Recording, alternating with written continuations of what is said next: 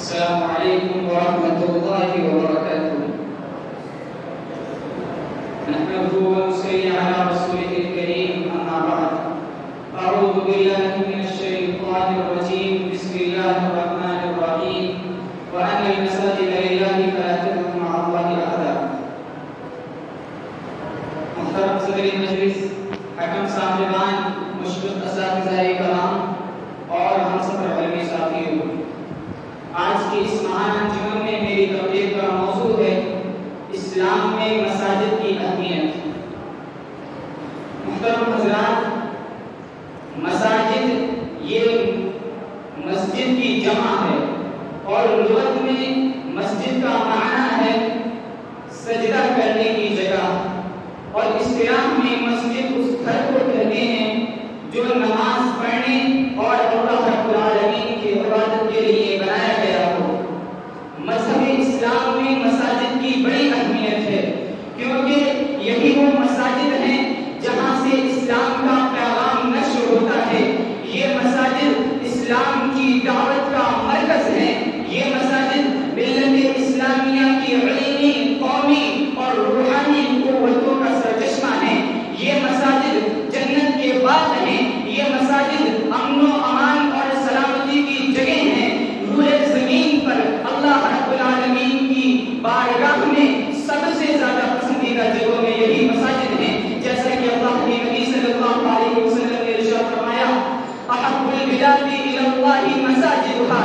یہ مساجد دراصل اللہ رب العالمین کا دربار ہیں، جہاں بندہ اخلاص کے ساتھ حاضر ہو کر اللہ رب العالمین کی بندگی کا اقرار کرتا ہے، جیسا کہ اللہ رب العالمین سورہ جن آیت نمبر 18 میں ارشاد فرماتا ہے، وَأَنَّ الْمَسَاجِدَ لِلَّهِ فَلَا تَدْعُوا مَعَ اللَّهِ أَحَدًا۔ یہ مسجدیں صرف اللہ رب العالمین کے لیے خاص ہیں، اور تم ان میں اللہ رب العالمین کے ساتھ دوسروں کو نہ پکارو۔ محترم حضرات، اللہ رب العالمین نے دنیا کی ان مساجد کو بیت اللہ کے لقب سے یاد کیا ہے، اور ان کی دیکھ ریکھ، تعمیر و ترقی اور آباد کرنے والوں کو مومنین کی خطاب سے سرفراز فرمایا، جیسا کہ اللہ رب العالمین سورہ توبہ آیت نمبر 18 میں ارشاد فرماتا ہے، انما یعمر مساجد اللہ من آمن باللہ والیوم الآخر۔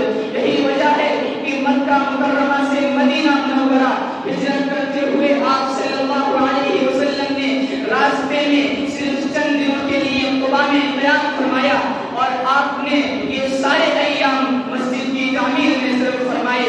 نیز مدینہ منورہ پہنچنے کے بعد، مدینہ منورہ ہجرت کرنے کے بعد آپ صلی اللہ علیہ وسلم نے پہلی فرصت میں مسجد کی تعمیر فرمائی، جسے مسجد نبوی کہا جاتا ہے۔ مسجد آپ صلی اللہ علیہ وسلم نے اپنے دوسرے صحابہ کے ساتھ مل کر ایک مزدور کی طرح مسجد کی تعمیر میں حصہ لیا، جس کے متعلق فرمان رسول ہے، جس کے متعلق اللہ کے نبی صلی اللہ علیہ وسلم نے فرمایا کہ مسجد نبوی میں ایک نماز کا ثواب 1000 نمازوں کے برابر ہے۔ محترم حضرات، ان مساجد کی بڑی اہمیت ہے۔ یہ مساجد خیر و برکت اور ہدایت کا ذریعہ ہیں، جیسا کہ اللہ رب العالمین نے ارشاد فرمایا سورہ آل عمران آیت نمبر 96 اور 97 میں اللہ کا ارشاد ہے، ان اول بیت وضع للناس للذی ببرکۃ مبارک وہدی للعالمین فیہ آیات بینات مقام ابراہیم ومن دخلہ کان آمنا۔ اس آیت سے معلوم ہوا کہ روئے زمین پر سب سے پہلے اللہ رب العالمین کی عبادت کے لیے بیت اللہ کی تعمیر کی گئی، جس کے متعلق فرمان رسول ہے کہ مسجد حرام میں ایک نماز کا ثواب 1,00,000 نمازوں کے برابر ہے۔ مسجد اقصی میں ایک نماز کا ثواب 500 نمازوں کے برابر ہے۔ مسجد میں آنے والے اللہ کے مہمان ہیں۔ مسجد میں آنے سے اللہ رب العالمین اتنا خوش ہوتا ہے جتنا کسی غائب شخص کے گھر واپس آنے پر اہل خانہ خوش ہوتے ہیں۔ فرض نماز ادا کرنے کے بعد جب تک نمازی مسجد میں باوضو بیٹھا رہتا ہے، فرشتے اس کے لیے دعائیں مغفرت کرتے رہتے ہیں۔ محترم حضرات، یہ مسجد کی اہمیت ہے، مسجد کا مقام ہے، مسجد کی عظمت ہے، جسے اللہ کے نبی صلی اللہ علیہ وسلم مختلف طریقے سے بیان کر رہے ہیں۔ لیکن افسوس کا مقام ہے کہ آج ہم ان مسجدوں سے دور ہیں۔ آج ہم مسجد میں جانے، نماز پڑھنے استغفار کرنے اور توبہ و استغفار کرنے سے غافل ہیں. آج ہم مسجدوں سے کوسوں دور ہیں. آج ہماری آمد و رفت مسجدوں کے بجائے مارکیٹ، قبرستان، بازار اور دکانوں میں ہے. آج ہم مسجدوں سے کوسوں دور ہیں. اگر اور ہم لوگ مسجد کی تعمیر میں پیچھے ہیں. اگر ہم مسجد بنا بھی لیتے ہیں تو نمازوں سے کوسوں دور رہتے ہیں. شاعر کہتا ہے مسجد تو بنا لی دم گھر میں، ایمان کی حرارت والوں نے، من اپنا پرانا باقی تھا برسوں میں نمازی بن نہ سکا. اللہ رب العالمین سے دعا ہے کہ بارے اللہ ہمیں مسجد کی اہمیت کو سمجھنے کے ساتھ ساتھ اس کا ادب و احترام کرنے کی توفیق دے.